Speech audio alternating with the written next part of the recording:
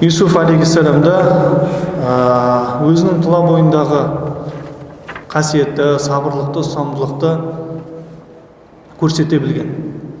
Аллах Тағала Құран кәрімде сол Юсуф пайғамбардың мысалын біздерге келтіреді. Юсуф пайғамбар туралы Аллах Тағала Құран кәрімде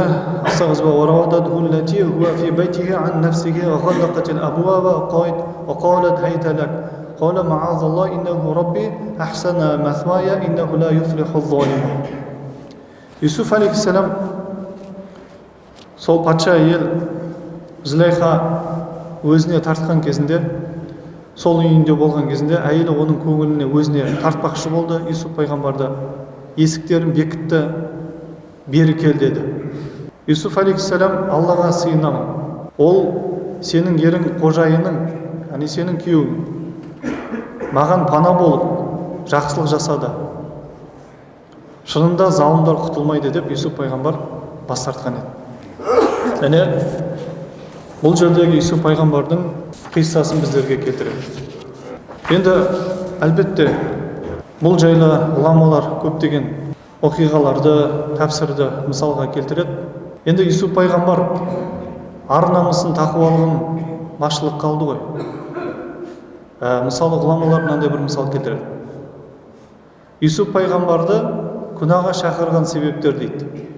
Біріншісі, әлбетте бізге сөзге бұл жерде айту жеңілірек болуы мүмкін, бірақ ол сол жерде үлкен бір сынақ. Тіпті Ибрагим пайғамбардың да баласын құрбандыққа шалуы, яғни сол нәрсені орындауы үлкен сынақ. Оны біз мына жерде отырып, кәдімгідей сөзбен айтып, бір жеңіл сияқты айтып отырмыз, бірақ ол адамның жеке өз басына келген кезінде үлкен сынақ.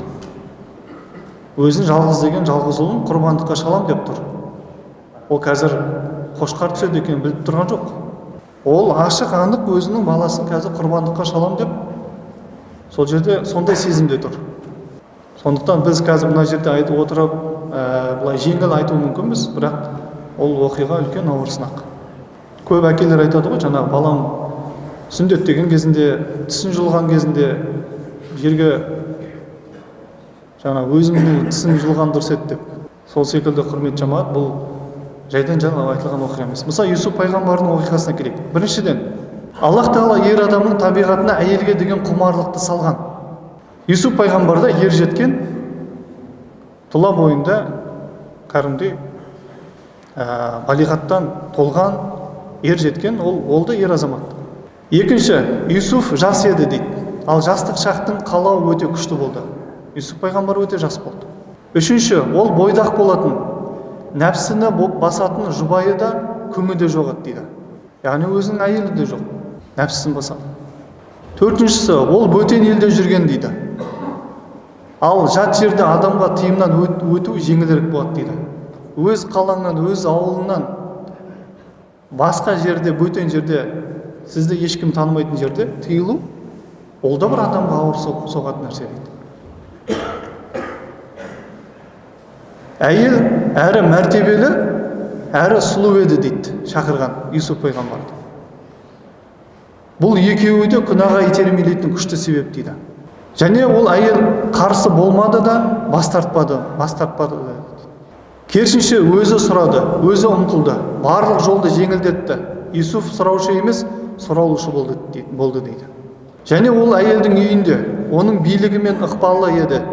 Келіспесе, Юсуф пайғамбарға зиян келтіреді мүмкін дейді. Осылайша қалаумен бірге қорқыныш та қатар келді дейді Юсуф пайғамбарға.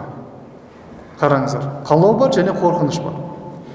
Әйелдің өзі қалағандықтан кейін әшкереленуден де қорқу да болмады дейді. Есіктер жабылып, бақылаушылар алыстатылған еді дейді. Енді әйелдің билігінде болды ғой, өзін сарай. Сырттай қарағанда Юсуф оның үйінде қызметші іспетті еді. Үйге кіріп шығып жүретін, бірге отыратын, бұған дейін де аралас құралас болатын. Ал бұрыннан таныстықтың болуы күнәға апаратын ең күшті себептердің бірі дейді. Бүкіл жағынан нәпсіге қалайтын жағының барлық жағдайы жасалып тұр дейді ол жерде. Құдай сақтасын, қазір бізде ондай көтере алатын адам бар ма, жоқ?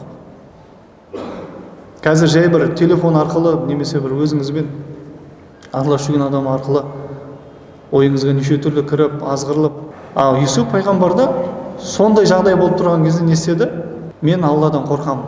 Сенің қожайыныңа, аманатына қиянат жасағым келмейді деп қашқан еді дейді Юсуп пайғамбар. Юсуп пайғамбардың қандай нәрсеге? Өйтіп бұл нәпсімен, бұл күнәға барғаннан көріп, мені зынданға тастағаның жақсырақ деп отыр. Сөйтіп өзін зынданға лақтыруды бұл дұрысырақ деп тұр. Анау күнәға барғанша деп тұр. Және құрметті жамағат, ұстамдылықтың тағы бір белгісі бұл көзді күнәдан сақтау. Көз адамның айнасы секілді дейді. Ол адамның ішкі жан дүниесіне хабар береді. Көз арқылы күнә жасаған кезінде сіздің жүрегіңізге бір дақ қадалады.